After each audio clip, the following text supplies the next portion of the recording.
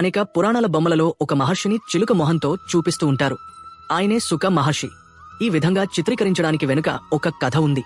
వ్యాస మహర్షి ఒకసారి సరస్వతి నది తీరంలో ఆశ్రమం నిర్మించుకుని తపస్సు చేసుకునేవారు. అప్పుడు ఆయన ఒక చెట్టు మీద ఒక పిచ్చుకల జంటను చూశారు. అవి సరదాగా గడపడం, వాటి అనురాగం, గుడ్లు పెట్టడం, పొదగడం, పిల్లలకు ఆహారం పెట్టడం ఇవన్నీ చూసి వ్యాస మహర్షి మనసులో పుత్రకాంక్ష బయలుదేరింది. కాని ఆయన సర్వసంఘ పరిత్యాగి కనుక వివాహం చేసుకోకుండా పుత్రుని ఎలా కనాలి అని ఆలోచించారు.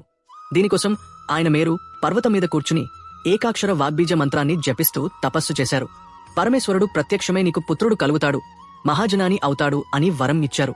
ఒకరోజు యజ్ఞం కోసం అగ్ని కావాలి అని అరణిని చెక్క మధిస్తున్నప్పుడు స్త్రీ సంగమం లేకుండా తనకు పుత్రుడు ఎలా పుడతాడో అని వ్యాస మహర్షి ఆలోచిస్తూ ఉన్నారు.